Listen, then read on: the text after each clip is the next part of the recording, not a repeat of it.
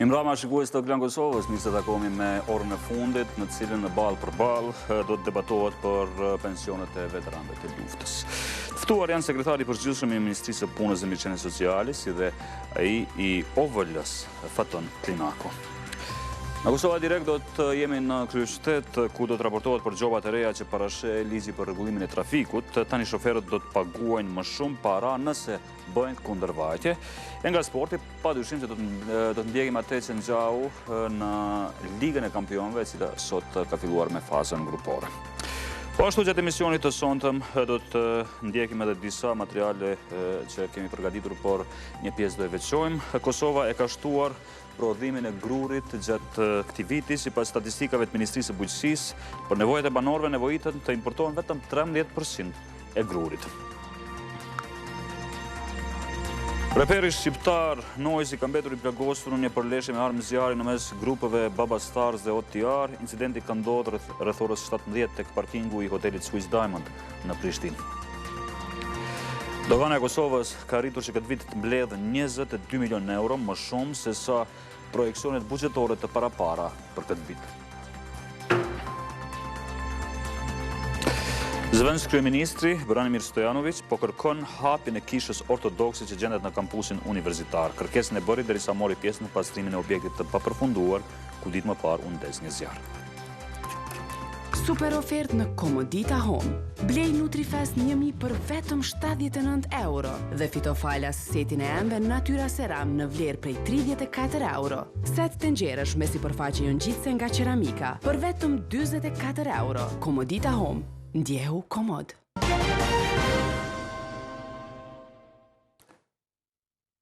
Periuda e korrjeshirjeve ka përfunduar e tani është të bërë edhe bilanci se sa grur u prodhua këtë vit. Rezultatet tregojnë se ka një rritje dhe se vetëm 13% e grurit në Kosovë importohet nga vendet e huaja.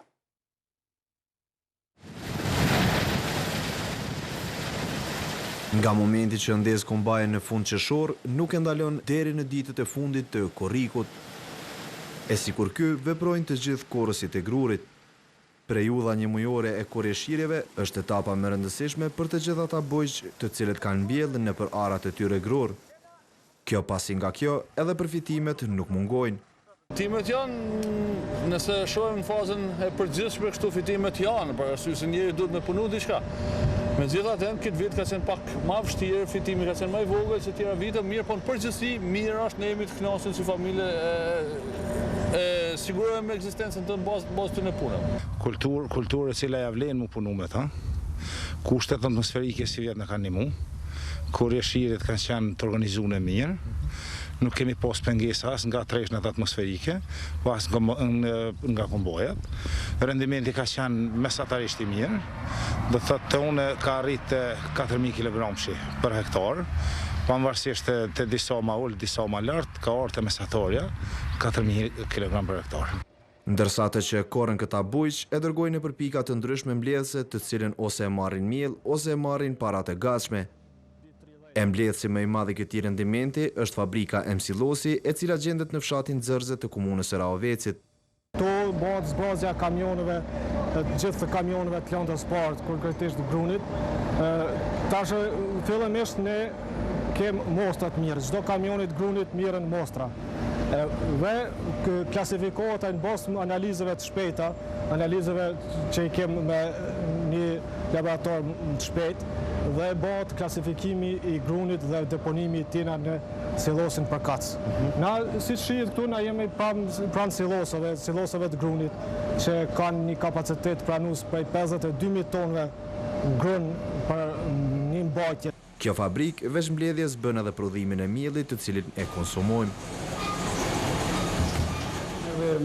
Momentalisht prodhojmë 12 lloje të miellit, që janë të klasifikuar në 3 brendet. Fabrika Emsilosi dallohet në treg me 3 brende, si miell tip Finesa, miell tip Delino edhe miell tip Sofra. Në të gjitha këto brendet neve prodhojmë nga disa lloje të miellit. Për shembull, miell tip special, që zakonisht përdoret për prodhimin e koreve të pites, burekut edhe të baklavas. Pastaj miell tip 400 që zakonisht përdoret për prodhimin e pjekurinëve të ndryshme në për familjet. Miell tip 500 finese që më së shumti përdoret në për furë, do thotë për prodhimin e bukës. Miell tip 850, miell tip 1000, miell integral. Edhe nga këto dy brende tjera që e cekëm më parë, po ashtu edhe nga këto brende do t'i prodhojmë gjitha këto llojet e millit. Do thotë tash tim varësisht nga kërkesa në treg, do thotë ne gjitha këto i kemi në marketet. Veç e Msilosit është edhe fabrika Thesari, e cila gjendet në fshatin Klokot të Vitis, e cila bën mbledhjen e grurit dhe prodhimin e miellit. Janë dy forma. Është forma një kur qytetarët e regionit e sjellin grurin këtu dhe përfitojnë për përpunimin, do të thotë shërbimin cilin kryejmë ne, ata përfitojnë në produkte gatshëm miell dhe krunde, kurse forma tjetër është shitblerja, që neve si kompani na detyron realisht shitblerjen e grurit dhe bujqit janë e din që kanë derën hapun edhe kanë një kompani e cila i mbështet këtë drejtim dhe i kompenzon do të në mjete në kuonat të cilat janë para. Ani pse këta po bëjnë prodhimin e miellit në mënyrë të digitalizuar dhe me aparaturë moderne, dikush ende e ka ruajtur metodën tradicionale. Mullini ka dhënë bavgjishin 1904 korrikator për vllaznia, ka bën vllaznia, më cilën vllaznia ka venin e ka bavgjishi ka orë këtu. E sot, e mërët që e 4 gurt, se 2 gurt e punon, 2 gurt nuk punon. E prish mullini poplova, i kena e ka prish do pjesa, a mu nuk i ka prish. E pi qa ditin. Mullini asë një problem nuk i kena me prish diçka kret, në nëreqa vetë më nëreti. I këqira boben, i këqira babgjishin, kret, në regull mullini. I ko mas në 34 vjetë kërguara me blu. E ka blu ka 1.000 kg, ka vletë, ka 20 thos dit. E sot shmun u i shko, mullin pak janë vjetër, pak po përësie puna, po këshjet pak puna. Sipas statistikave të Ministrisë së Bujqësisë, qytetin në të cilin jeton Simiq doli i pari duke grumbulluar kështu 5800 kg për hektar. E kjo gjë bëri që të krenohet edhe drejtori i bujqësisë në këtë komunë, i cili premtoi se do të vazhdojë të mbështesë fermerët e kësaj ane. Në vërtet për neve ka qenë një lajm zakonisht i mirë, kur kemi ndëgjuar se jemi komuna me rendimente më të lartë të sasisë e grunit në nivel të Kosovës. Ne besoj që do të vazhdojmë punojmë që fermerët tonë të kenë suksese, të kenë rendiment të lartë të grurit. Ne gjatë vitit kemi marrë disa trajnime me fermerë, ku i kemi informuar për llojet e kultivarit grunit që do t'i kultivojnë. Kemi marrë edhe trajnime të ndryshme tjera edhe për mbajtjen e plantacioneve të tyre. Por në fakt, shifrat e Ministrisë së Bujqësisë nuk po i duken reale ekspertëve të kësaj lamie. Këta po thonë se vendi duhet të mbështetet më shumë për të patur rendimente më të larta. Nëse analizohen raportet e Agjensisë Statistikave, flas për raporte zyrtare, burimore të institucioneve tona, importi i grurit është marramendës dhe mesatarja e importit farës e grurit merkantil dhe miellit e grurit, domethënë të gjitha prodhimeve të grurit, varësisht nga viti është dikon 50 deri në 60 milion euro, që nëse merret shifra e vetëm viteve të pas luftës, me import grurit ne kemi shpenzuar se kemi eksportuar para të gatshme jashtë Kosovës dikon mbi 1 miliard euro.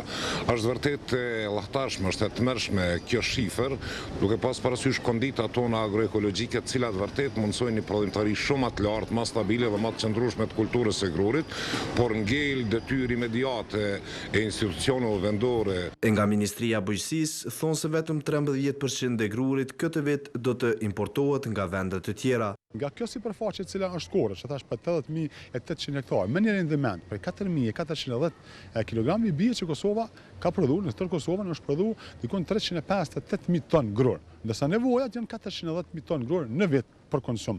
Në raport me numrin e banorëve që është me 2 milion kalkulojmë dhe normën ose standardin për 205 kg për kokë banore cila shpenzohet në Kosovë, i bie që Kosova ti plotësoj nevojat me 87.32%. Cikashi gjithashtu tha se ministria të cilës ai përket do të vazhdojë edhe me tutje të mbështesë me beneficione bujqit kosovar. E vendi që pati më së shumti autokombaja ishte komuna Lipjanit me 102 sosh, kurse këtë vit totali tyre ishte 1659 copë.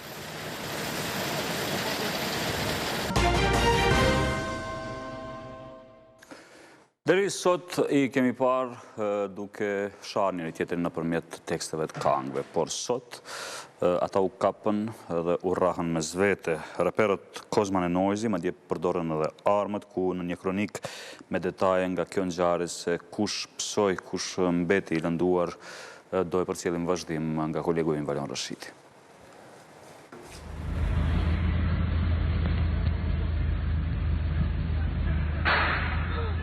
Këto të shtëna marëm zjarë detyruan policin të intervenoj. E kur mbrini policia, gjeti të plagosur 2 antarë të shtëpisë muzikore OTR nga Shqipëria. Ata u lënduan gjatë përleshjes me antarët e rap grupit Klan Kosova, Baba Stars. Krejt kjo ngjarje ndodhi në parkingin e hotelit Swiss Diamond në Prishtinë në pasditën e së martës. Të lënduarit reperi Rigles Rajku Noizi dhe Denis Hajri, që ndryshe njihet si Varrosi, u dërguan në qendrën klinike universitare për trajtim të mëtutjeshëm. Ndërsa 3 të arrestuarit nga policia e Kosovës janë Ylber Abdullahu, I njohur si Kozman, vëllai I tij Imer Abdullahu dhe Albert Krasniqi. Lajmin e konfirmoi edhe zëdhënësia e policisë për rajonin e Prishtinës Flora Ahmeti, por nuk ka dhënë detaje të tjera. Reperi Noizi është shprehur I rezervuar derisa ishte duke u dërguar nga emergjenca në qendrën e ortopedisë. Çka ka ndodhur saktësisht? Di bro. Hë? Ka më dal videot edhe pas. Na pengoni veç pas. Saktësisht çka ka ndodhur? Sonte ju pres Mitrovic dhe Ferizaj, kaq di më thon. Është e sigurt që kemi performuar 100%. A ke po ai na duti kon? Jo bro. Çe bro kokën çe kam? Çe? Pak e pam një gjakdetje të vogël, Noizi, çka ka ndodhur? Tregona sinqerisht. Janë gjakte dikujt tjetër, jetimi. Okej. Haj. A është kjo shkaku I mosmarrveshjes të vjetër apo është diçka e re? Ka mundësi, bro, jam I sigurt. Në përkrajet e reperit nga Shqipëria dolën edhe disa simpatizues të tij. Na tregon se ke dalë. Ndol me këshyr për reperin Noizin, se një që është plagose. Nuk është e vërtetë. Nuk mungoi as mbështetja nga reperi Burim Osmani, I njohur si Duda. E ky përmes një video në Instagram ka paralajmëruar se sonte nuk do të mungoj në koncerte.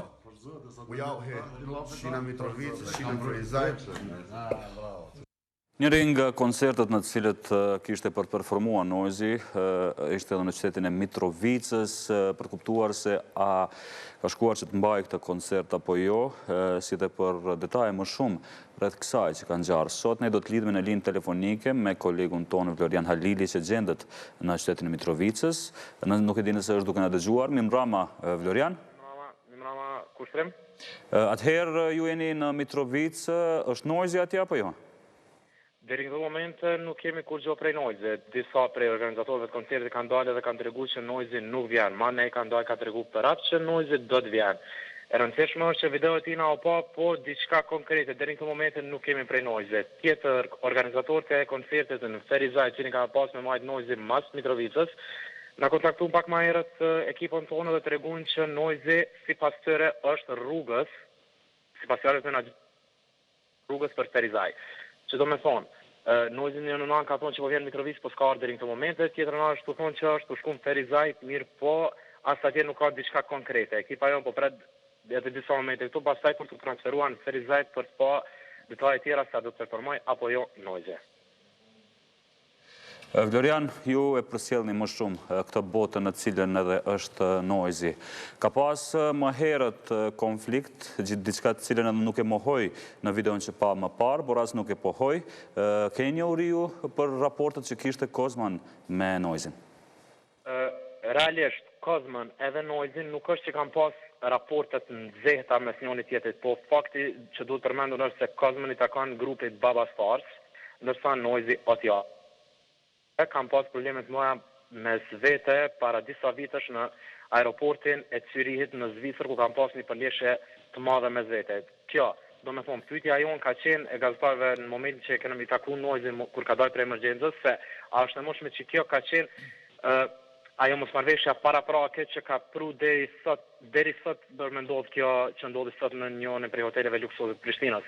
Nolzi nuk e mohoj këta, por një anë as nuk e pohoj. Po presim tash detaje tjera që mujmë me kompletu këtë par storjen që është ka ndodhur sot lidhur mes dy grupeve. Është e mundshme që sipas disa informata po flasim që nuk kanë të bëjë me pjesën televizive, që kemi marrë gjatë ditës që është e mundshme se ka ndodhur këtë kjo mosmarrveshje fal asaj që ka qenë para disa viteve në aeroportin e Syrisë që po përsëritet sonte. Cili ishte momenti, do të thotë, çfarë po bëj në atë kohë në Swiss Diamond ku këta rastisën që të takohen? Ishte ndonjë event ku kishin për të marrë pjesë të dyja palët apo rastësisht ndodhi një gjë e tillë? Rastësisht kanë qenë, domethënë, sipas disa informatave tona mësohet se Noizi ka qenë vetë i 10 me anëtarët e otjarave i pranishëm në njërin prej hoteleve, ku më pas ka ardhur Noizi me një mik të tij që kanë dalë prej veturës dhe aty ka ndodhur një farë mosmarrveshje mes fjalë, ku mes tjerash ka ardhur reagimi prej anës Noizit ku ka godit mikun e ngushtë pra Albertin, mikun e ngushtë e Kozmën Albertin, apo i njohur ndryshe si bashkëshorti i ishmit Kosovës Bersa Gashit. Më pasaj kanë nxjerrë revolën dhe ka arrit deri te mosmarrveshja më e madhe ku kanë shkrep edhe plumbat. E rëndësishme është që policia e Kosovës ka qenë e pranishme dhe ka arritur ta përmbyll ngjarjen duke mos arritur në fatalitet për asnjërs palë. Po ajo që mësohet se është plagosja e pra dy anëtarëve të otjarave, ku njëri prej tyre gjendet sipas informatave tona gjendet në gjendje kritike dhe është transferuar nga një repart në repartin e intenzivës në emergjencën e Prishtinës për të nështruar operacionit për të larguar plumbat që i kanë trupin e tij. Mirë Vlerian, faleminderit për të gjitha këto që ndahet me shikuesit e orës së fundit. Besoj që për detajet e tjera do t'informohemi me kohë reale. Natën e mirë. E akuza ka edhe ndaj avokatit të shtetit Heset Mazrekajt. 5 vartës të tij kanë kërkuar shkarkimin për shkak të pretendimeve për ofendim ndaj tyre. Përmes kësaj shkrese po kërkohet shkarkimi i avokatit të përgjithshëm të shtetit Heset Mazrekaj. E kjo kërkesë është nënshkruar nga 5 zyrtarë të përfaqësimit gjyqësor, Shefqet Hasimi, Nazmia Aliu, Naima Abazi, Ilire Ajdogan e Nexhmije Karaçi. Letra u është adresuar instancave më të larta të shtetit përfshi presidentin, kryeministrin e kryetarin e kuvendit. Ankuesit po pretendojnë se shefi i tyre, Heset Mazrekaj, ka bërë shkelje të shumta ligjore duke u nisur nga mospërfaqësimi i shtetit në procese gjyqësore deri tek keqpërdorimi i veturës zyrtare. Por bazuar në pretendimet e tyre, më keq se kaq është edhe ofendimi që Heset Mazrekaj u bën në mënyrë konstante. Jo ishte si ata pazargjit e këqej që shesin pulat softa të kamionit dhe atë të pazareve të këqija, se janë të pazaret mira, por jo të aty në pazareve të këqija. Por prapa kamerës, Heset Mazrekaj ka thënë se gjithçka që shkruhet në këtë letër është shpifje ndaj tij. Ai nuk ka dhënë prononcim për shkak të hierarkisë brenda Ministrisë së Drejtësisë. Veç se ka treguar se në të gjitha këto instanca edhe ai ka dërguar një kundërpërgjigje. Ndërkohë në shkresën e tyre zyrtarët e këtij organi kanë bërë një gabim. Aty thuhet se avokatin e shtetit e emëron Kuvendi i Kosovës, ndërsa në fakt legjislativi nuk e ka asnjë kompetencë mbi avokaturën e shtetit. Kjo e ka habitur edhe një anëtare të Komisionit për Legjislacion në Kuvendin e Kosovës. Këta zyrtarë të tillë nuk guxojnë ta bëjnë një gabim të tillë nëse vërtet janë profesional. Ani pse nuk e kanë asnjë kompetencë në këtë çështje, anëtarët e këtij komisioni vendosën që ta trajtojnë në një mënyrë këtë rast. Të shqyrtohen pretendimet e zyrtarëve të avokaturës shtetërore lidhur me sjelljet e avokatit të përgjithshëm zotit Heset Mazrekaj. Ndërkohë për këtë rast Klan Kosova nga Ministria e Drejtësisë ka kërkuar sqarime që nga 26 korriku e tek sot gati pas 2 muajve kanë kthyer një përgjigje të shkurtër. Aty thuhet se ky institucion është duke ndërmarrë procedurat përkatëse për shqyrtimin e këtij rasti në pajtim me ligjin në fuqi, duke u konsultuar me të gjithë aktorët.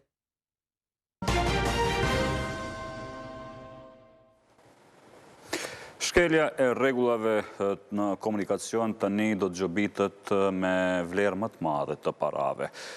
Posa të hynë fuqi ligji për rregullimin e trafikut.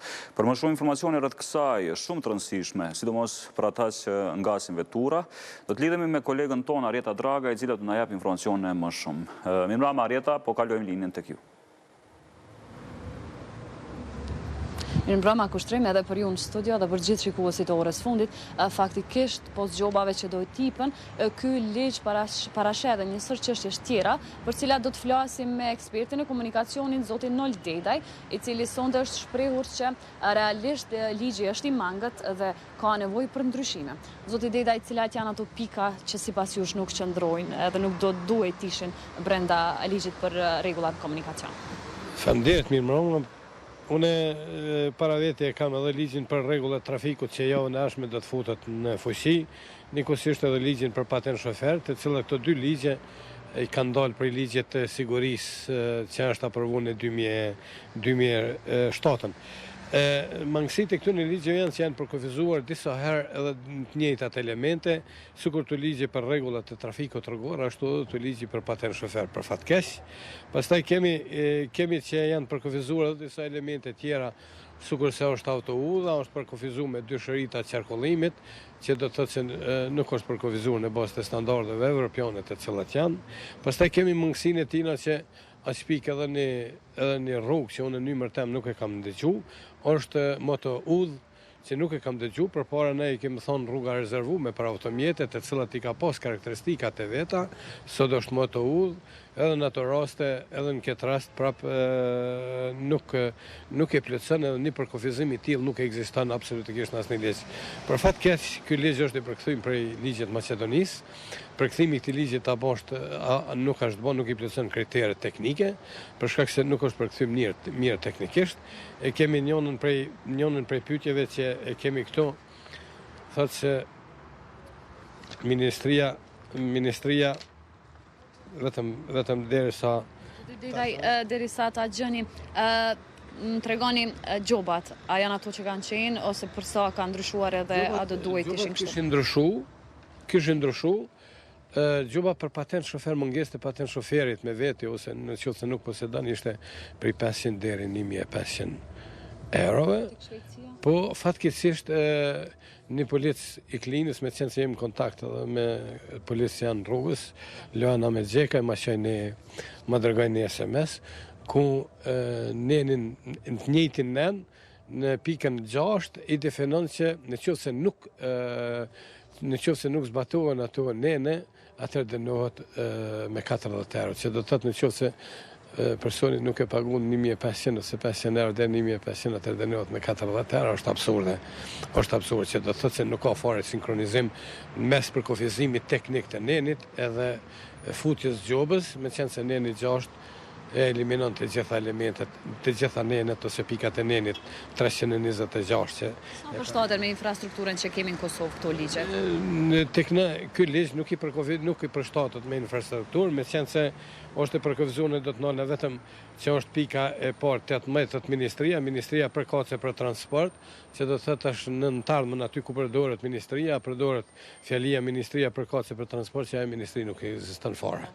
Ekziston Ministria e Infrastrukturës.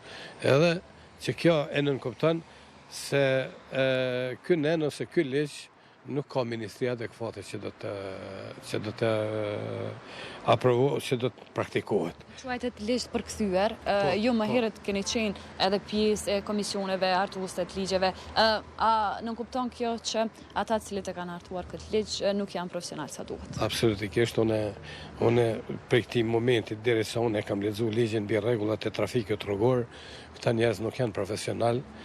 Pastaj nenët si nene nuk janë arsyetuar në mënyrë teknike, se cilin nen i ligjit kaluam ka pas arsyeshmëri teknike pse është shkruar, pastaj kem dalë edhe kem marrë edhe në institutin gjyqësor, pastaj edhe jashtë institutit gjyqësor ku i kem marrë edhe ligjërata mbi arsyeshmërinë teknike të ligjit, ndërsa unë këtu nuk shoh se është bën një arsyeshmëri teknike e plot, po thjesht është përkthy që ky përkthim nuk ka kundosht me kalu në Parlamentin e Kosovës. Ky ligj nuk ka dashur më kalu. Herë gjatë bisedës ishit insistues që shoferët që thyen rregulla në komunikacion përpas që do të marrin gjoba edhe të ndëshkohen, duhet edhe të trajnohen. A do duhet të futen gjë kjo? Normalisht në ligjin e kaluam ka qenë e futme, një aneks, një nen, ku ka kundosht të dalin edhe rregullore tjera edhe t'i përmbushin të mbështetën e nenin, që në qoftë se edhe drejtuesit automjetet që drejtojnë automjetin me shpejtësi të madhe ose në ndikimin e alkoolit ose narkotikëve të tërgohen në trajnim në institucionet përkatëse në këtë formë ta përdorim edhe metodën edukative përpara se të përdoret metoda represive. Ndërsa këtu nuk e kemi atë punë. Shka është edhe një anomali, ligji përkufizon shoferin e ri edhe shoferin fillestar, që unë nuk kam taku në asnjë ligj që përkufizohet, po shoferi drejtuesi automjetit që është e ri, që mundet me drejtu automjetin 2 vjet në nënbikëqyrje ose 3, varësisht si është vendos, varësisht për situatës, numrit aksidenteve të asaj moshe, edhe në të raste kish me drejtu automjetin 3 vjet në nënbikëqyrje të një personit që ka patent shoferin të njëjtës kategori. Edhe mas aty në 3 viteve duhet që të jetë në poligonin e sigurisë, ti tregon aftësitë e veta praktike që i ka bërë praktikën 3 vjet, prandaj të padiset me patent shofer. Nuk do të thotë se ai patent shofer është i prahershëm, pastaj do të përcillet edhe me drejtimin e automjetit. Unë e shoh këtu janë vendosur eliminimin e pikëve, piket nuk mund mu eliminuar derisa nuk ka databazë. Edhe në ligjin e kaluar kem pas eliminimin e pikëve, por nuk ka pas prej policisë një databazë për më mujt me majt evidencën se ku shkon, por nuk kanë qenë të krijuar edhe institucione tjera që i përcjellin edhe në vazhdimsi drejtuesit të automjetit ata cilët i thënë edhe rregullat e qarkullimit. Dita ju me gjua si jeni shofer edhe vet, a ja vlen të respektohet një ligj i tillë nga shoferët? Unë po shpresoj se nuk do të respektohet për i shoferve, për shkak se janë anomali, janë kundërshtim njëri me njën, po problemin më të madh do ta kenë gjyqtarët. Gjyqtarët atëherë kur ata do të marrin veprim për me denu një drejtues të automjetit, edhe masanej do ta shohin se një nen i eliminon nenin tjetër, kjo do të jetë një anomali. Për fat keq, prap do të ndalna ndryshimet në ligj, plotësimet edhe ndryshimet në ligj nuk mundin më bë ashtu siç e ka bën Ministria e Infrastrukturës, mi mbledh njerëz të cilët seriozisht vetëm një patent shofer që e kanë, nuk kanë një uri specializume sa i përket sigurisë rrugore, por duhet që prej bazës ose prej shërbimit policor të morën elementet të cilat janë të domosdoshme për ndryshimin në ligj. Edhe masanej ata përmes grupeve punuese, normalisht përmes vërejtjeve që na vijnë prej policisë, nenet të cilat janë të pa ekzekutueshme ose që duhet më konë pak më të forta, tek atëherë mundin për mu bë këto ndryshime. Jo në këtë formë, pa marrë kurfar informacioni për shërbimit policor, shkojnë ndryshojnë Ministrinë e Infrastrukturës, nëse me konë Ministria e Infrastrukturës, vendoset Ministria e Transportit, ajo të kallëzon se është e përkthyme. Definitivisht është totalisht komplet është e përkthyme. Edhe këtë ligj ka këtë ndarjet ligjit sigurisë rrugore në ligjin për rregullat e trafikut rrugor për mua qesharake, edhe ligjit për patent shofer ka vetëm Maqedonia. Nuk e kanë shtetet tjera. Faleminderit shumë zoti Dedaj. Faleminderit. Faleminderit edhe juve që na ndoqët, unë po ju përshëndes nga kryeqyteti. Të arjeta nga ju dhe nga mësafirit që kishit pranë. Ministri i Arsimit, Arsim Bajrami, ka kërkuar sot më shumë buxhet për sistemin e arsimit në vend. Ai ka identifikuar edhe fushat ku do të investoheshin ato para. Vendet e rezervuara në këtë sallë për disa nga krerët e lartë të shtetit të martën u zëvendësuan me personalitetet të tjera. Krye parlamentari Kadri Veseli e kryeministri Isa Mustafa ndonë se konfirmuan pjesëmarrje në konferencën për rëndësinë e financimit të arsimit në vend, ata munguan. Në emën të kryeministrit të Qeverisë Republikës Kosovës, i cili për arsye urgjente nuk ishte në gjendje të na bashkangjitet. Mbas se këta dy zyrtarë të lartë të shtetit do të informohen me kërkesat që pati ministri Bajrami për të avancuar sistemin edukativ në vend. Ka kaluar koha e financimit duke siguruar vetëm pagat e mësimdhënësve. Është koha që të ndajmë buxhet për ngritjen e cilësisë.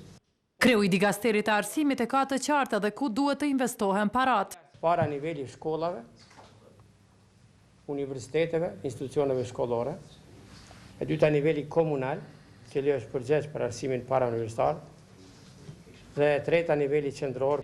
Nevojën për investime theksojnë edhe njohësit e çështjeve të arsimit në Kosovë. Në Kosovë nuk është problem vetëm sasia e mjetëve që investohen në sistemin e arsimit, po edhe struktura dhe mënyra e investimit të atyre mjetëve në këtë sistem. Këtë konferencë një ditore që ka për qëllim të krijojë arsim cilësor, e kanë mbështetur edhe Gizi Gjerman dhe Banka Botërore. Për këtë, e ngarkuara me detyrë në ambasadën gjermane në Prishtinë, Kristin Gesen, theksoi se cilësia e mirë në arsimin parauniversitar ka një rëndësi të madhe për nivelet pasuese në arsim. Prandaj vendi i saj po përkrah këtë nivel të arsimit.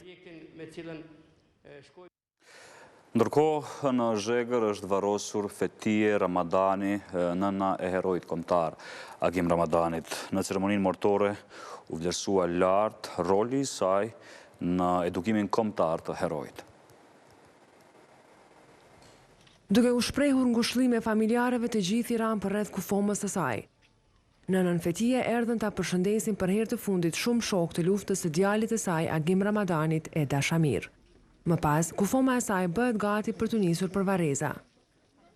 Për të nderuar nënën Fetije në ditën e varrimit të saj në Zhegër të Gjilanit u pan shumë njerëz. Këtu erdhi edhe ish komandanti i zonës së Dukagjinit Ramush Haradinaj. Bashkë me hoxhallarët, gjenazën ja fali edhe kryetari i komunës së Gjilanit Lutfi Haziri. Pas varrimit u kujtuan fjalët e saj kur kishte marrë lajmin se djali i ka rënë në luftë.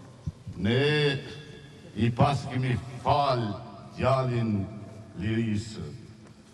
Si shok lufte, Haradinaj çmoi vlerat e familjes Ramadani.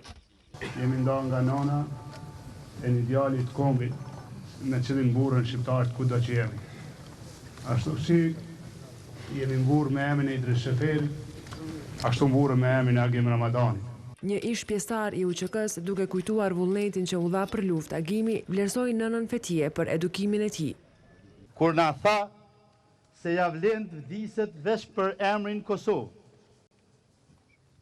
se sa ma shumë djerë sot në stërvitje me pak gjak në luftë. Dhe kam shtru pyetjen të vetja, ashtu si çdo bashkëluftar i Agimit, a thue ku t'jet rrit dhe kush e ka rrit këtë djalë me këto virtyte kaq larta. I pari i Gjilani tregoi veçorinë e kësaj nëne që të martën u nda nga jeta. Nga kjo nënë e vogël me trup, nga nënë me zemër të madhe dhe mbi gjitha ata që e ka prit, e shumicën për juve besoj që e ka prit, ju e këni pa veçorinë e saj të veçanë që është urtësia saj. Aja ka që nënë e urtë, nënë me pak fjalë, po që vepra asaj po shihet, vepra asaj në ndërtimin e një familje cila i dha kombit Agimin. Familja Ramadani falenderoi të gjithë të pranishmit në këtë varrim.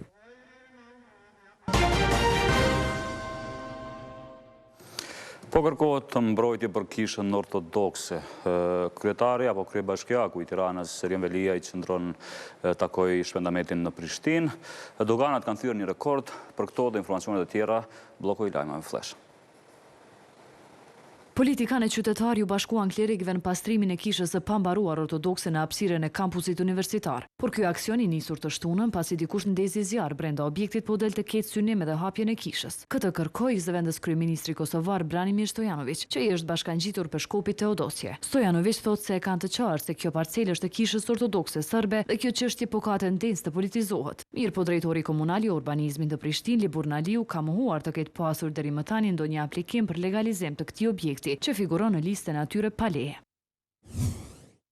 Dogana e Kosovës ka arritur që këtë vit të mbledh 22 milion euro më shumë se sa projekcionet buxhetore të parapara për këtë vit. Drejtori i Doganës së Kosovës Luzim Rafuna ka thënë se me këto të ardhura, Dogana ka thyer të gjitha rekordet buxhetore të parashikuara për këtë vit dhe këtë kanë arritur fal luftimit të ekonomisë jo formale. Ministri i Financave Abdullah Hoti tha se rezultati kryesor i Doganës vlerësohet me nivelin e të hyrave që mbledh, duke theksuar se po ndërtojnë një sistem vetë funksionues. Ndër institucionet më të korruptuara në vend është qeveria, kuvendi, gjykatat, prokuroria, qeverisja komunale e të tjerë, kurse niveli më i ulët i korrupsionit mbetet në FSK. Në vitin 2014, 23% të qytetarëve të Kosovës i është kërkuar rishfet për qasje në shërbime publike, ndërsa krahasuar me periudhën e vitit 2016, është rrit kjo dukuri nga 23 në 24%. Kështu tha gjatë publikimit të raportit nga Reinvest për vlerësimin e korrupsionit në Kosovë. Sipas këtij raporti, rreth 48% e qytetarëve në Kosovë janë të përfshirë në korrupsion për të kryer përfshirë shërbime në administratë publike. Forma e korrupsionit është e njëjtë sikur në rajon. Kosova në rajon prim pas Shqipërisë për korrupsion, kurse vendet tjera të rajonit renditen pas Kosovës.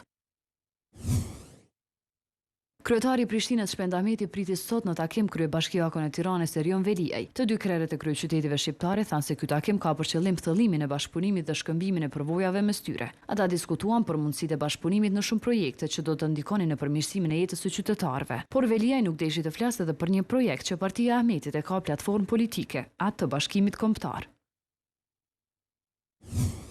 Kandidatura e veprimtarëve Adem Demaçi dhe shkrimtarit e kritikut letrar Recep Qosja për çmimin më prestigjioz Nobel nuk po përkrahen nga institucionet kosovare. Këtë për Klan Kosova e tha kreu i Unionit të shkrimtarëve e kritikëve shqiptar Reshat Sahitaj. Ai tha se pos mungesës së përkrahjes ka edhe pengesa. E gjithë kjo pasi sipas tij dikush tjetër nga Kosova e synon këtë çmim. Lidhur me këtë nuk ka folur presidenca, edhe pse është kontaktuar nga Klan Kosova. Ndërkohë Sahitaj thotë se në kryeministri asgjë i pritën. Por këshilltari i kryeministrit Faton Abdullahu përmes postës elektronike tha se nuk kanë pranuar ndonjë kërkesë për ndihmë, ndërsa shtoi se do të ishin të gatshëm për mbështetje të iniciativave të tilla. Kryeministri i vendit Isa Mustafa ka thënë se Kosova është përkushtuar që ta përmbush kriterin e fundit për vizat e që është demarkacioni i kufirit me Malin e Zi. Kreu i ekzekutivit pas një takimi njoftues që po hati sot me shefin e zyrës së BE-s në Kosovë, Natalia Apostolova, potencoi se Kosova është e përkushtuar edhe në dialogun me Serbinë. Numri 1 i qeverisë bëri me dije se ka ftuar BE-n që t'i bëjë presion Serbisë, sepse sipas tij ata po bëjnë zvarritje në këtë proces. Nga ana e saj e dërguara e Bashkimit Evropian në vendin tonë, Natalia Apostolova ka theksuar se Kosova është lart në agjendën e BE-s. Sipas saj, Kosova ka 2 kushte për vizat: demarkacionin dhe luftimin e korrupsionit.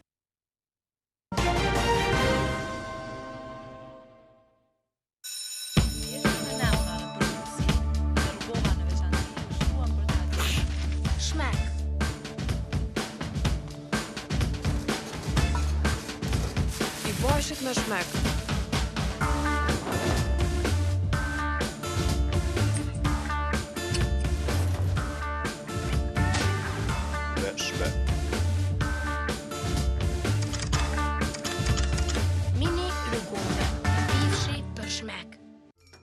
Moti mundsohet nga uji rrugove.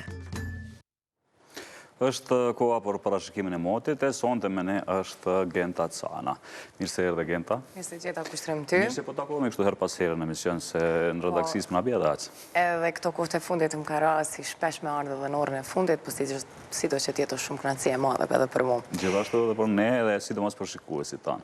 Faleminderit. Atëherë si do të jetë moti nesër? Atëherë edhe për nesër nuk do të ketë shumë dallim të madh me ditën e sotme, do të thotë kemi lajme të mira, sepse gjatë gjithë javës do të kemi mot me diell, sido që tjetë temperaturat do të jenë në nivel të lartë. Atëherë për ditën e nesër me meteorologët parashojnë mot të kthjellët me diell, vranësirat kopaskoshme që pritën të jenë prezent në disa vende. Temperaturat minimale do të sillen nga 10 gradë në Mitrovicë dhe do të vazhdojnë deri në 11 gradë në Prishtinë dhe Ferizaj, kurse gjatë ditës temperaturat më të larta pritet të arrijnë nga 24 gradë në Prishtinë, 23 do të jetë më e larta në Mitrovicë dhe po ashtu në qytetin e Pejës, e Gjakova me 3 gradë më shumë do të arrijë dhe vlerën më të lartë të shënuar në termometër deri në 26 gradë Celsius. Mot me diell pritet ta karakterizojë edhe Shqipërinë, po shohim që vranësira më theksuara do të jenë në pjesën veriore dhe në atë qendrore, po ashtu edhe në pjesën jugore, në disa pjesë të qyteteve do të ketë edhe rreshje të shiut. Korça si gjithmonë do të jetë vendi që do zbret temperatura që në orët e para të mëngjesit duke filluar me 13 gradë Celsius, 16 në Peshkopi dhe do të vazhdojë deri në 19 gradë në qytetin e Shkodrës. Gjatë pasdites, temperaturat maksimale do të kenë ngritje nga 26 gradë në qytetin e Kukësit, 26 po ashtu do të jetë më e larta në Vlorë, 27 Durrësi, Tirana dhe Elbasani, e qyteti Fierit me 1 gradë më shumë do të jetë dhe vendi më i ngrohtë me 28 gradë Celsius. Mirë, Genta, takohemi prapë më vonë, shohim motin edhe për Europë dhe rajon, dhe nëse na ke sjellë diçka sonte apo jo. Patjetër. Mirë, është koha tani që shkputemi për pak marketing për të rikthyer me pjesën tjetër të emisionit. Sohet nga uji rrugove.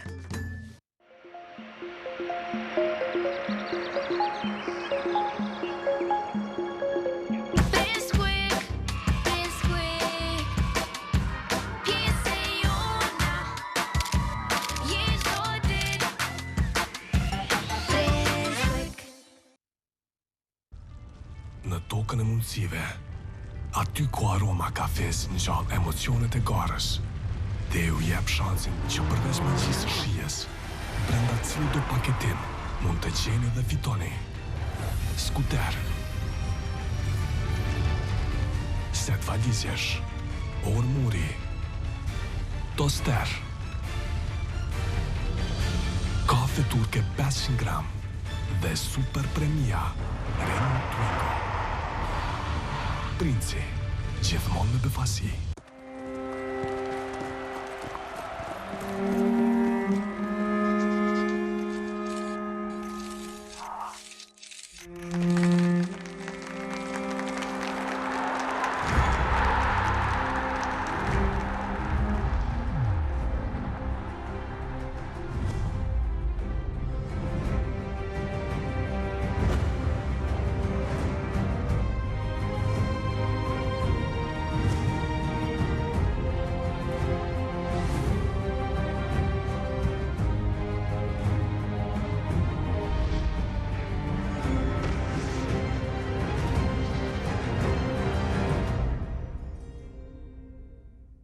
Ka vite që jam ballafaquar me problemin e akneve, skuqjeve, rrudhave dhe njollave në lëkurën time. Në qendrën dermatologjike estetika, së pari shërova aknet, regjenerova lëkurën përmes pillingut kimikal, pastaj menjanova njollat dhe ngushtova porat. Largova kapilarët tërësisht me elektrokauter. Përmes mezoterapisë, fillimisht reduktova rrudhat dhe ktheva shkëlqimin e lëkurës.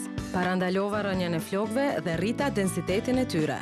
Qendra dermatologjike estetika, bukuri e shëndetshme. Vera me zbritje deri në -50%. Nëse pasioni juaj është për rrobat, këpucët dhe aksesorët, atëherë vendi duhur është Grand Store. Tani ju mirëpresi me zbritje çmimesh në brendet e juaja të preferuara, si Charlie, Lindex, Intersport, Gantley, Sport Vision, Runners, IAS, Pancho, Ado e shumë të tjera. Gjithçka që keni dëshiruar më lirë se kurrë. Grand Store për gjithë familjen.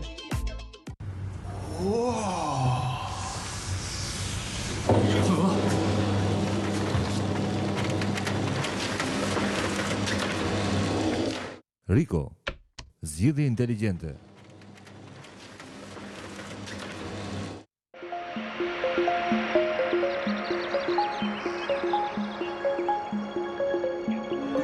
Blej shtëpinë përmes kredisë hipotekare me kushte preferenciale, ku shpenzimet materiale dhe sigurimin e hipotekës për vitin e parë i mbulojmë ne. Banka Raiffeisen, jeto më mirë. Ministri i Financave Abdullah Hoti ka deklaruar sot se ministria nuk po arrin që të sigurojë mjetet për të paguar pensionet për veteranët e luftës, e kjo ngjalli plot reagime, prandaj sot në ballë për ballë është i ftuar sekretari i Ministrisë Punës e Mirëqenies Sociale Izedin Bytyshi, si dhe sekretari i Organizatës së Veteranëve të Luftës Faton Klinaku. Me ta, intervistën do e zhvilloj apo debatin, ti themi, kolegu Shkodran nga Iraku. Mirëmbrëma Shkodran, po e kalojmë linjën në studion tuaj. Faleminderit shumë Kushtrim. Mirë se keni ardhur të bëjë.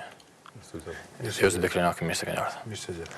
I nderuar ministri tha se nuk ka mjete për veteranët. Çfarë do të ndodhë tani atje? Po, fillimisht me buxhetin e këtij viti janë parashikuar dikon 25 milion euro për pagesën e pensionit veteranëve të luftës. Me procesin e rishikimit buxhetit, Ministria e Financave ka alokuar edhe 7 milion euro shtesë. Mirë po, këto mjete nuk mjaftojnë për pagesën e veteranëve, ma konkretisht këtë muj kemë mungesë mjetëve për pagesën e pensionit mujnë shtator, gjithashtu edhe 3 mujtë vim do t'jenë pa mbulesë, do në thonë nuk kemë mjetët mjaftueshme. Dhe si do të bëni ndonjë zgjidhje, do të mbesin pa i marrë ato pensione? Jo, me siguri se do të gjejmë një zgjidhje. Ministri i Financave ka thonë sot, edhe Ministri Abrashve po ashtu që do të ulem bashkë me shoqatat e veteranëve dhe do ta gjejnë zgjidhje. Zotë Klinako, ju se pritet të lajmë, nuk me qasë nuk pasim e marrë paka për... Ne ma shumë e marrim si propagandë politike që bë qeveria e Kosovës, sepse i kanë detyrimet që nxjerr ligji. Ligji numër 04-261 që është i miratuar me 3 prill 2014, por qeveria e Republikës Kosovës në shumë raste ka shkel ligjin në fjalë, sepse aty parashihet që pas të hyrjes në fuqi këtij ligji, është dashur të nxjerrin edhe aktet në ligjore që do t'ju siguronin të drejta dhe beneficione veteranëve të luftës përveç pensioneve që janë duke u japë për një pjesë të tyre, ndërsa disa nuk mund t'i marrë edhe certifikata, sepse qeveria me një vendim arbitrare ka ndërprer punën e komisionit verifikues qeveritar. Ne i kemi informacionit që me një vendim e ka ndërprer atë punë të komisioni, po ashtu në ligj parashihet që të ketë zyre për çështjet kategorive dole nga lufta dhe qeveria e Republikës Kosovës e mon vetëm Faik Fazliun që ka këshilltar. Dhe me thonë vetëm Faik Fazliu si këshilltari kryeministit për çështjet veteranëve, ndoshta edhe një punëtor tjetër aty punojnë, ndërsa kanë të obliguar me ligj që të bëjnë zyre për këto kategori. Ju, siç e dini, keni raportuar me siguri që aty ka pas edhe grevat atyre punëtorëve që kanë punuar, që kanë dhënë certifikata, kanë dhënë vërtetime të ndryshme. Njerëzit kanë nevoja të veçanta, sporit i marrin certifikatat cilve ju është njohur statusi veteranit, pastaj janë kategori tjera pjesëtar, pjesëmarrës, pastaj njerëzit kanë nevoja të ndryshme që ata veteranë që janë punësuar duhet marrin nga ajo zyre vërtetimin që ju duhet për përvojë pune. Gjitha këto domethënë qeveria e Republikës Kosovë vetëm me një vendim arbitrare ka ndërprer punën e këtij komisioni pas informatave që ne kemi se ai komision nuk është mbledhur qysh nga qershori dhe është në ligj e përcaktuar që komisioni, domethënë qeveritar, i cili përbëhet edhe nga përfaqësues të tri shoqata dole nga lufta dhe disa të tjerë, domethënë komandantë të zonave operative, ata është dashur të bëjnë listën finale apo të përmbyllin listat, asgjë nuk është bërë. Ata përmbylljen e këtyre listave do të mund ta bënin edhe të shikojnë në qoftë se është bërë diku ndonjë lëshim dhe pas miratimit të kësaj liste, pastaj çështja e buxhetit nuk do diskutohet se është e obliguar me ligj. Në ligji i detyron qeverinë që t'i bëj pagesat e atyre që ju është njohur statusi. A keni pas ndonjë kontakt me veteranët pas njoftimit apo pas dekretimit të ministrit se nuk ka më pas paga? Jo, unë ju them veteranëve të luftës që sa i përket pensioneve që i marrin, unë e thash që akte tjera nënligjore që ende nuk i kanë nxjerrë dhe po kanë probleme veteranët, ata që janë duke i gëzuar pensionet mos shqetësohen fare se nuk guxojnë të ndalojnë qeveria, sepse që vetëm jo citoj një kategori. E kanë obligim të sigurojnë thollat janë, këta vetëm thonë sa provenion që s'ka tholla. Neni 14 për shembull, qeveria e Kosovës obligohet në të gjitha rrethonat financiare ti përmbush obligimet financiare që dalin nga ky ligj, pagesat dhe beneficionet për veteranët e UÇK-s nuk mund të reduktohen apo eliminohen me vendime qeveritare. Vendime qeveritare nuk mund të bëjë qeveria as të reduktoj. Qeveria mund të në bazë buxhetit që ka ose që e parasheh për vitin tjetër, mund t'i rris pensionet e veteranëve të luftës, ndërsa nuk mund të shkojnë nën pagën minimale e cila është e përcaktuar në 170 që këta e kanë bërë edhe pensionin 170 euro. Mirë, po këtu ka shkelje të ndryshme të ligjit sepse ka veteranë që ende si kanë marrë certifikatet që ju është njohur statusi, ka pastaj kategori tjera pjesëtarët dhe pjesëmarrësit që po ashtu nuk janë pajis me certifikata, pastaj nuk është krijuar ende komisioni mjekësor i cili do duhet t'i trajtojë edhe çështjet e aplikuesve për invalidët e luftës, pra janë çështje që do t'i kryej qeveria me ministri të ndryshme. Nuk është faji i Ministrisë Punës dhe Mirëqenies Sociale, sepse këtu është faji direkt i qeverisë së Republikës Kosovës që për mendimin tim më shumë po bën propagandë politike për çështjen për ta tërhequr ndoshta vëmendjen nga çështje tjera që sikur thash për shembull dhe kemi rastin me demarkacionin që ne vetë ne shfrytëzojnë opinionin me çështje demarkacionit e nuk merren me zhvillimin ekonomik të vendit tonë. E kanë shumë kollajt pezullohë demarkacionit, merren vesh partitë politike, ta lënë anash këtë çështje, merren me zhvillimin ekonomik të vendit. I nderuar byty që zoti Klinaku po thotë që sigurisht që ata kanë marrën pagat. Ju po thoni që nuk keni tholla. Tash të cilat do të jetë? Do t'i marrin apo nuk do t'i marrin? Po si ministri muj me thonë që do me thonë nuk kem tholla, më presëm udhëzimet ardhshme që kanë marrë prej qeverisë. Mirë po ideja e qeverisë nuk është që minol pensionet edhe mi ju thonë veteranëve s'keni me marrë, mo. Ka forma ndryshme. A është një propagandë kjo? Siç po thotë zoti Klinaku? Unë për vetet pak në një 10 herë jam kontaktime me Fondi Monetar Ndërkombëtar, edhe di që fatoni nuk pajtohet. Mirë po ata janë shumë insistues që me gjetë një zgjidhje sepse sipas tyre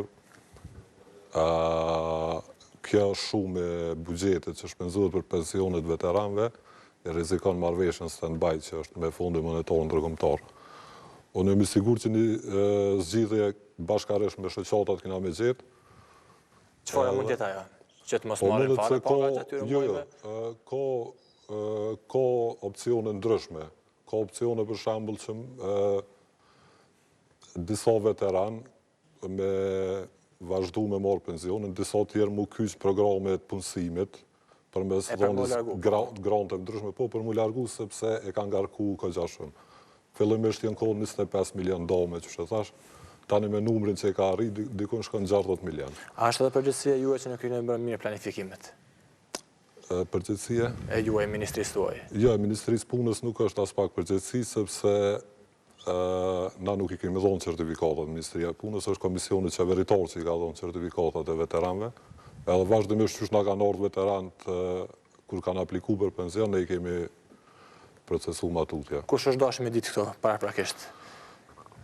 Po, disa shënime kanë ekzistuar edhe më herët, disa shënime për shembull tajumit bëjmë fjalë që në kohën fund luftës dikon 27.000 veteran krejt.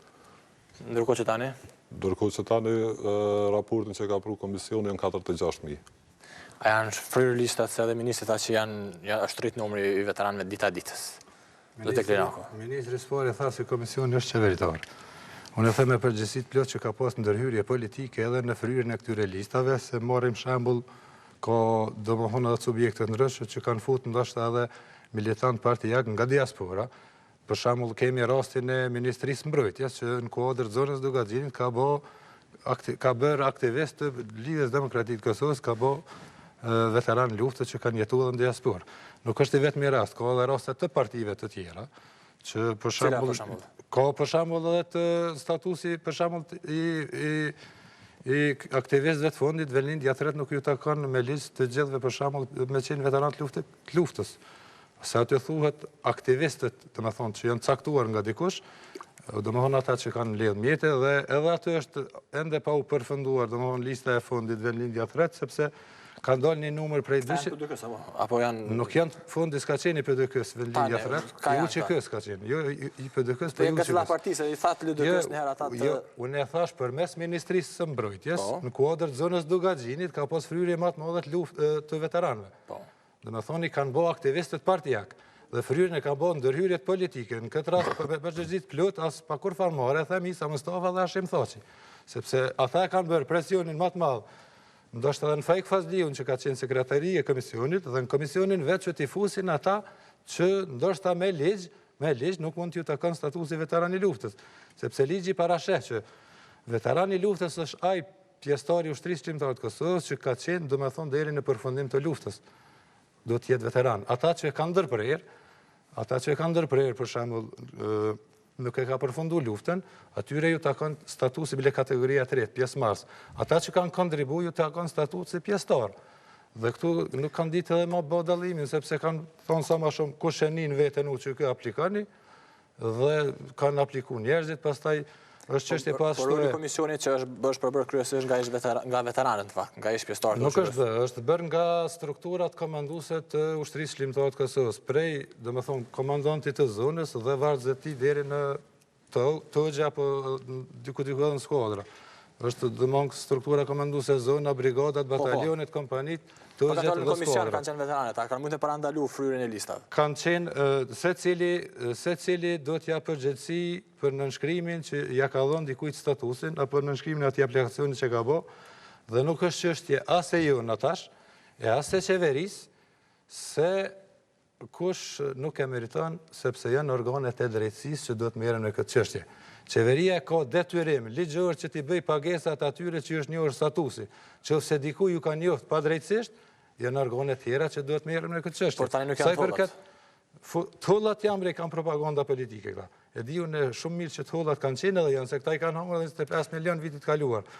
Tollat janë po bëjnë propaganda politike për shkak të tërheqjes së vëmendjes për çështje tjera. Sa i përket fundin monetar. Unë jo thash më herët, fundi monetar nuk ka çka përzihet. Jam taku me fundin monetar edhe unë. Dhe fundi monetar nuk mund të ndërhyjë në një shtet sovran. Këta po i thonë veti jena shtet sovran dhe fundi monetar s'mund ndërhyjë.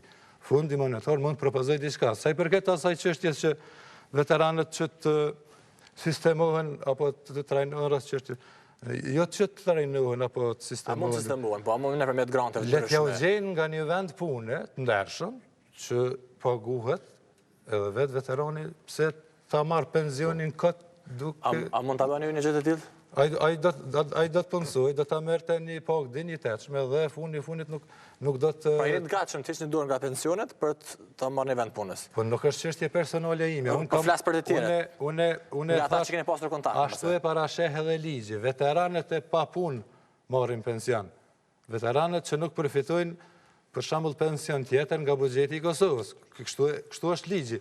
Nëse ka shkelje, vetë qeveria duhet e ka inspektoratin, i ka inspektorët, mund t'i verifikoj njerëzit se ndoshta ka dikush që edhe ndoshta është i punësuar edhe merr pensionin, këto janë çështje të organeve të shtetit, s'është çështje jonë. Do të pyetoj që edhe keni identifikuar ndonjë vend punës ose ndonjë mundësi për të sistemuar ata që për me ul numrin aty që marrin pensione? Po vendet punës nuk kemi identifikuar, mirë po duhet me pas qartësi në sektorin publik, nuk mujnë më kriju ato vendet punës, është mbi popullum.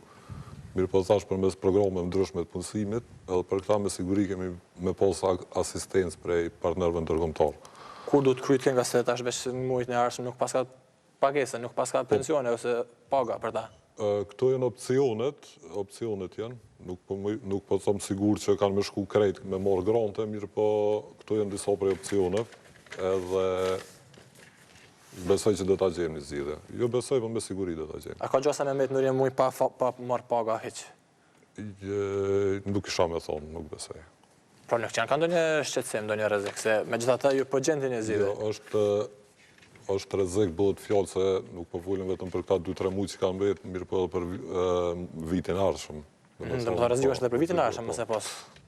Rreziku më i madh është për vitin e ardhshëm. Edhe çush me gjetë zgjidhjen, përveç kësajna punësime prapë për sërish 2-3 herë zgjidhjen. Zgjidhjen kemi me gjetë bashkë me shoqatën e veteranëve, sepse i kemi partner edhe... Do të Klan Kosova që paga do dalin, ose vende pune, dinitetshme. Edhe unë thash që në rrugë nuk ina milion krejt pa kur gjë. Unë hop thos po them që me neve s'kan çka diskutojnë, vetëm kanë me zbatu ligjin. Nëse nuk zbatohet ligji? Nëse nuk zbatohet, i kanë nxjerr probleme veti qeveria se veteranët do të shkojnë para dera. I kanë nxjerr probleme veti. Këta kanë detyrim me zbatu ligjin. Unë e thash që përveç pensioneve që duhet t'ju japin veteranëve të luftës, duhet t'i bëjnë edhe aktet nënligjore që t'ju japin drejta veteranëve. Jo me grante, se ligji nuk parasheh.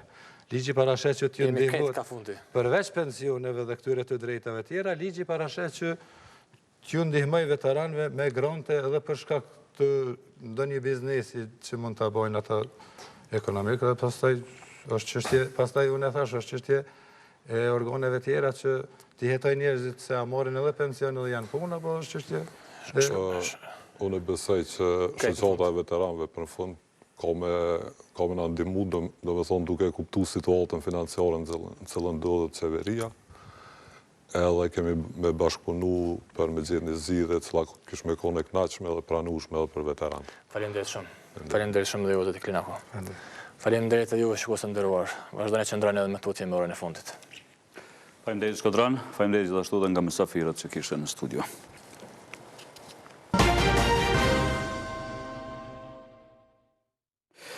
Autoritetet në Amsterdam të Holandës kanë publikuar të tjera detaje rreth arrestimit të një grupi shqiptarësh që merreshin me trafikun e kokainës dhe të heroinës si dhe me pastrimin e parave. 2 prej shqiptarëve që ishin arrestuar në Amsterdam në fund muajit kaluar, tani nga hetimet që policia holandeze po bën tash e sa muaj, atyre ju bashkangjiten edhe disa të tjerë të arrestuar. U zbulua se në trafikun e drogave të rënda janë përfshirë më shumë se 16 shqiptarë që jetonin nëpër apartamente të shtrenjta, kishin shumë para dhe sigurisht edhe drogë. Policia ka sekuestruar 200 kg kokainë dhe gati 3 milion euro. Në operacionin e organizuar me anë të një qenie u gjetën 1.4 milion euro. Një nga personat e dyshuar besohet se është në Shqipëri dhe tjetë përfshirë në vrasjen e një punonjësi policor. E një tjetër ishte i kërkuar edhe në Itali për rrëmbim, trafik dhe përdhunim. Ai ka 15 vjet që jeton në këtë shtet. Ndërkohë, edhe 19 personat e tjerë u ndaluan, 17 prej cilëve tashmë kanë marrë masën e arrestit me burg. Një i ri ka mbetur i vrarë në qytetin e Pogradecit, sipas informacioneve policore, sherri mes dy të rinjeve ka nisur për një vajzë dhe ka përfunduar me përdorim të armëve. Viktim ka mbetur 18 vjeçari me iniciale FH, i cili si pasojë e plagëve të marra ka ndruar jetë gjatë rrugës për në spitalin e Pogradecit. Ngjarja e rëndë ka ndodhur në një lokal në rrugën Rinia. Policia thotë se nga hetimet e para gjithçka ka nisur për motive të dobta, shkruan kështu lapsi.al. 18 vjeçari FM, sipas konfliktit, ka marrë armën e zjarrit dhe ka qelluar ndaj triut. Ai është munduar të largohet më pas, por pas disa minutash ndjekjeje ka përfunduar në pragat policisë. Uniformat blu kanë sekuestruar edhe armën që dyshohet jetë kryer krimi. Deputeti i Partisë Demokratike në Shqipëri, Hoert Bylykbashi, është shprehur i bindur se në Dibër janë vjedhur votat nga socialistët. Rastet e publikuara në media apo edhe në ditën e zgjedhjeve janë dëshmi jo thjesht e blerjes së votës. Ato dëshmojnë se në Dibër funksionoi një skemë mirë organizuar me fond dhe pagëtor të vënë në dispozicion për blerjen e votës, ka deklaruar kështu Bylykbashi. Ligjvënësi demokrat tha se grupi i strukturuar kriminal ka ndarë miliona lek për të blerë votat. Duke nisur nga drejtuesit politik të fushatës në bashkëpunim me figurat e njohura të krimit organizuar, drejtor të administratës qendrore dhe lokale, shefa policie, administrator, kryeples dhe zyrtar publik, ky grup i strukturuar kriminal ka ndarë milionat që duheshin njerëzit të marrin e të kryenin operacionin duke llogaritur e paracaktuar blerjen e votave sipas çdo qendre votimi, ka deklaruar kështu deputeti i PD-s. Sipas demokratëve, zgjedhjet në Dibër duhet shërbejnë si një reflektim i thellë kombëtar dhe për një veprim të përbashkët për lirinë e votës.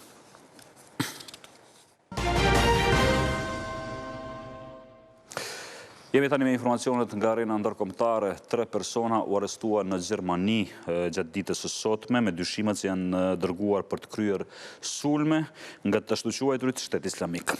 Ministri i Brendshëm gjerman Thomas de Maizière tha se të arrestuarit, njërë nga ta 17 vjeçar, kishin kontrabanduar në Europë me disa nga të njëjtat kanale. Ata u ndaluan pas një serie bastishjes në mëngjesin e sotëm në Schleswig-Holstein dhe Lower Saxony. Dyshohet se të arrestuarit kanë udhëtuar përmes Turqisë dhe Greqisë me pasaporta false. Të arrestuar në Gjermani janë identifikuar si Mahir LH, 17 vjeç, Ibrahim M, 18 vjeç dhe Mohamed A, 26 vjeçar. Sipas raportimeve të fundit, ministri Thomas tha se nga prokuroria është njoftuar se të arrestuarit kishin dorë edhe në sulmet e Parisit në nëntor të vitit të 2015. Faktet tregojnë se njëjta organizatë trafikante pas sulmeve të Parisit solli edhe 3 burra në Gjermani, të cilët tashmë për fatmirë janë arrestuar. Indikacionet janë se të gjitha dokumentet e tyre të udhëtimit erdhën nga njëjta punëtori në atë rajon, ka përfunduar kështu ministri gjerman. Kjo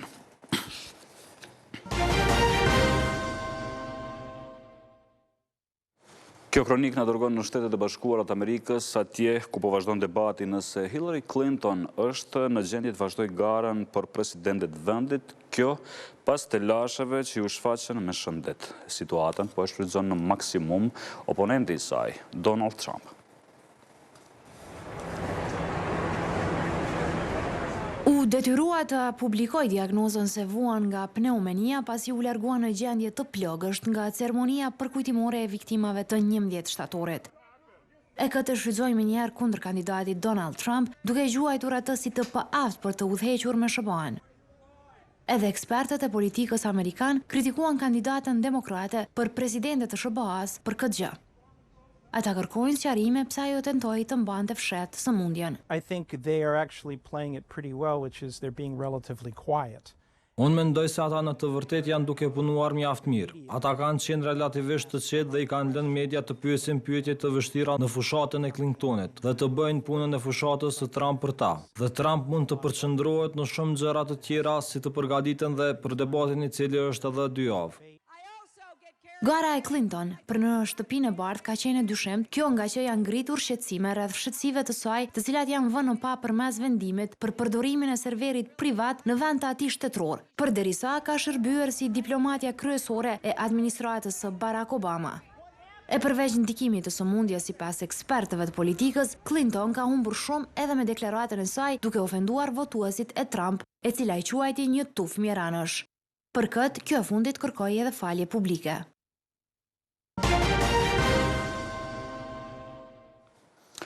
Dy ndeshje në grupin A në Ligën e Kampionëve përfunduan me rezultatet e njëjta 1-1. Por vëmendja ishte tek ndeshja që u zhvilluan në Paris, ku skuadra vendase barazoi 1-1 me Arsenalin, pavarësisht se ishte shumë më e mirë në fushë, apo jo, Emanuel?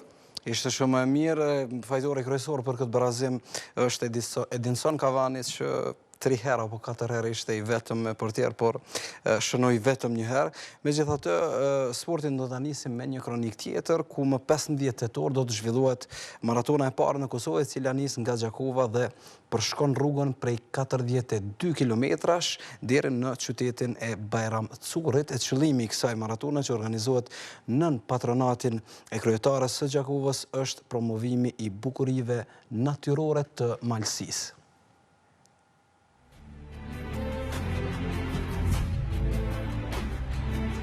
Nga qendra e Gjakovës do të nisë maratona e parë shqiptare. Garuesi do ta përshkojnë komplet Malësinë e Gjakovës në shtegun e gjatë 42 kilometra. Edhe pse është maratona e parë, ideatore e asaj po thotë se qëllimi i organizimit më shumë se sportiv ka të bëjë me promovimin e zonës së Malësisë. Ideja e këtij viti është që kjo maraton t'i bashkojë të gjithë vrapuesit dhe adhuruesit e natyrës me sloganin të vrapojmë për natyrën apo Run for Nature, në mënyrë që me fondet shtesë të ngritura nga vrapimi të ndihmohet në pyllëzimin e zonës edhe në Republikën e Kosovës edhe në Republikën e Shqipërisë. E për anën sportive se si do të organizohet kjo maraton, foli kryetari i Komitetit Olimpik të Kosovës, Besim Hasani. Ka munguar Kosovës një maraton, tash po fillon dhe unë vërtet ju përgëzoj dhe me këtë edhe paralajmëroj që do ta keni edhe mbështetjen e Komitetit Olimpik në forma të llojshme. Në konferencën për media i pranishëm ishte edhe kryetari i Federatës së Atletikës Shqiptare, Gjergj Ruli. Ai shfrytzoi rastin që kosovarët i ftedhen në gara që organizohen nga Federata e Atletikës Shqiptare. Me datën 9 zhvillon maratonën e Tiranës, një maraton që po personalizohet çdo vit në Tiranë. Mund të themi që është kryeqyteti i gjithë shqiptarëve dhe ju mirpresim atje për të pasur marrëdhënie sportive dypalçe. Të gjithë të interesuarit për të marrë pjesë në këtë maraton, të drejtë regjistrimi kanë nga 1 tetori. Kurse edicioni i parë i Gjakova Highland Marathon fillon me 15 tetor në Gjakovë dhe përfundon në qytetin e Bajramcurit në Shqipëri. Luftoi për titullin kampion në 5 vitet e fundit, por këtë vit Hajvalia ka synim të mbetet në Superligën e Kosovës në futboll. Arsye e kësaj rënje sipas trajnerit Sunaj Keqi është organizimi i dobët dhe dështimi i kryesisë që të sjell përforcime.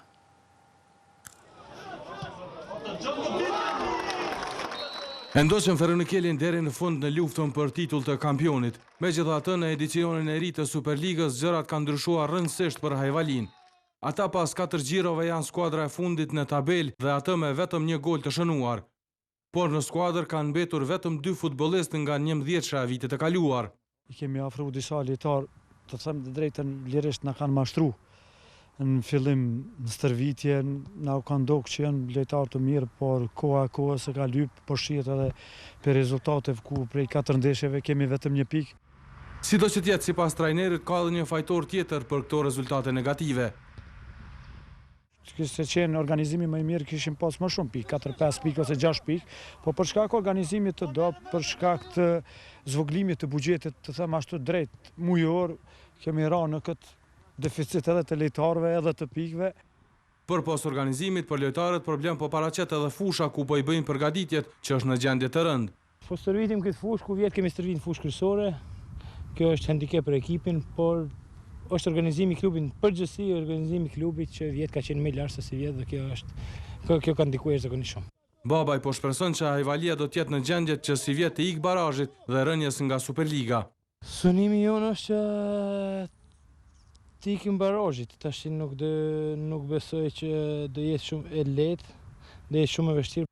Megjithatë, trajneri nuk e garanton qëndrimin e tij në rast se nuk përmirësohen kushtet. Nuk do ta lejoj veten të punoj në për kushte të vështira edhe me këtë fond lojtarësh.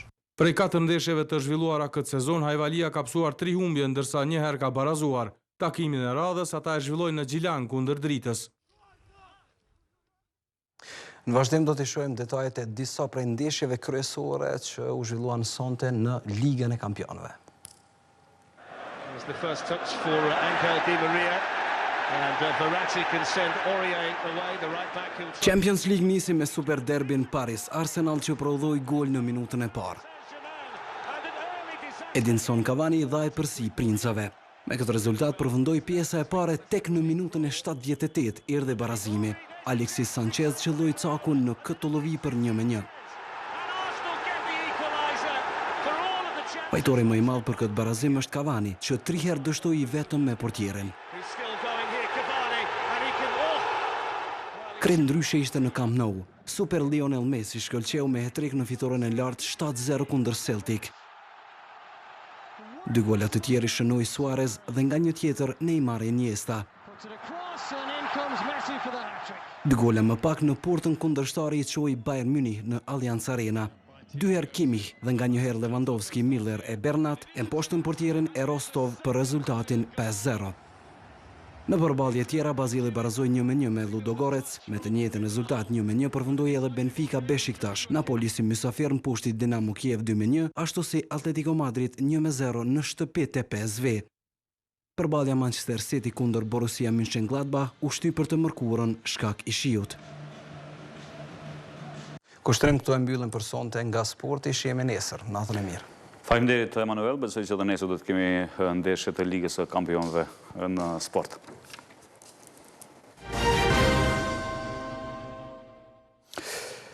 Kjo rubrik na dërgon në njërën nga autostradat e Gjermanisë, atje ku shifët një kamionet që pavarësisht që njëra rrotë i ka dalur, ajo vazhdon nuk e ullë shpejtësin nga asësi i këtij automjeti.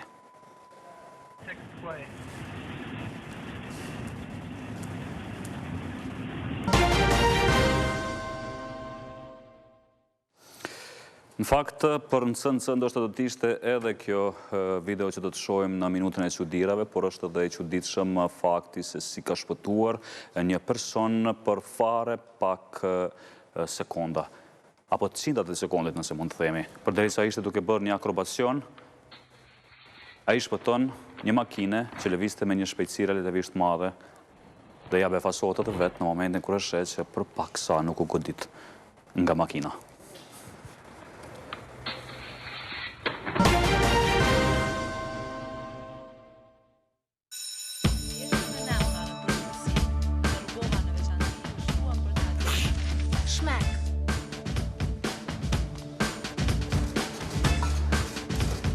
Bashit me shmek.